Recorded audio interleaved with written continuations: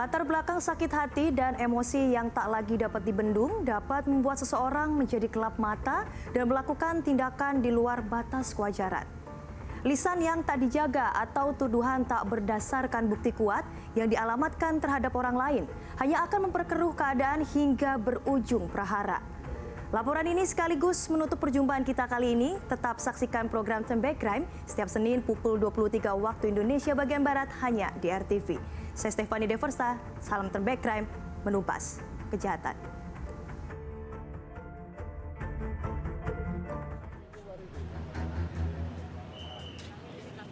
Ungkapan lidah tak bertulang namun tajam bagaikan pedang, nyatanya bisa membuat orang lain sakit hati hingga akhirnya nekat melakukan tindakan kriminal.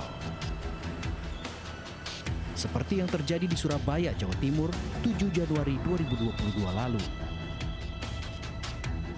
Seorang pria paruh baya ditemukan tewas bersimbah darah dengan luka parah di bagian wajah di rumah toko miliknya. Dari hasil penyelidikan, rekaman kamera CCTV, dan keterangan sejumlah saksi, polisi berhasil mengidentifikasi salah satu pelaku berinisial NH. NH ditangkap setelah sempat buron lebih dari sebulan.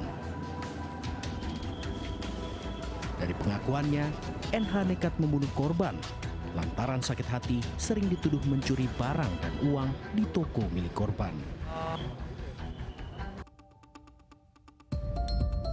Menanggapi kasus ini, kriminolog Universitas Budi Luhur Khazizah Gusnita menyebut motif sakit hati secara umum timbul akibat komunikasi yang tidak disampaikan dan sisi emosional pelaku yang secara psikologis tidak bisa menerima perlakuan korban. Jadi kalau kita bicara soal komunikasi tadi ya, namanya ada suatu hubungan yang kedekatan gitu, misalnya ada intensif gitu ya, maka sebenarnya harusnya memang baiknya memang dikomunikasikan dengan baik, karena jika tidak banyak hal-hal ya, karena tidak setiap orang, ada juga memang setiap orang tidak bisa mengungkapkannya, tapi kan akhirnya kembali lagi ya ke orang tersebut sehingga meluapkannya dengan tindak-tindakan kekerasan gitu. Nah makanya memang komunikasi ini sangat penting gitu. Nah di satu sisi hati-hati juga karena memang tidak semua orang misalnya ya diterima apa yang diucapkan kita terus diterima secara misalnya bercanda. Nah orang tersebut juga menerima dengan yang sama gitu ya, bisa juga berbeda. Nah inilah tadi sebenarnya perlu mengungkapkan terlebih dahulu gitu ya kan, apa yang memang mengganjil di antara hubungan satu sama lain ya kan, apakah itu pelaku dan korban tadi gitu.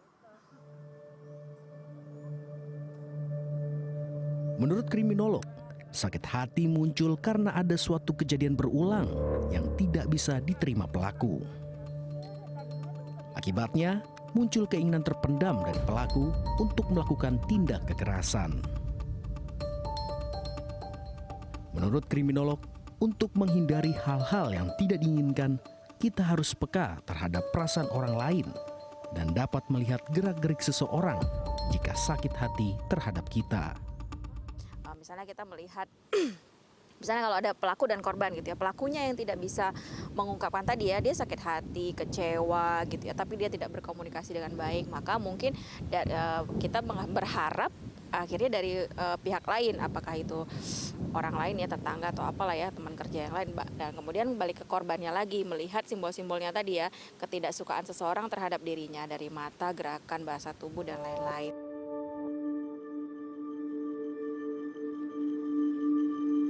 Dari peristiwa ini dapat dipetik pelajaran bahwa rasa sakit hati bisa membuat orang gelap mata hingga nekat melakukan aksi keji. Karena itu, sebagai makhluk sosial, kita harus bisa menjaga sikap dan tutur kata agar tidak menyakiti perasaan orang lain.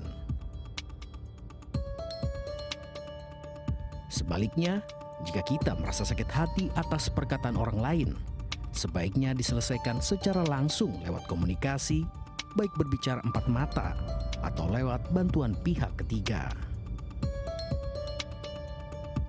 Jangan sampai rasa sakit itu terpendam terlalu lama hingga menjadi bom waktu yang sewaktu-waktu akan meledak hingga berubah menjadi petaka.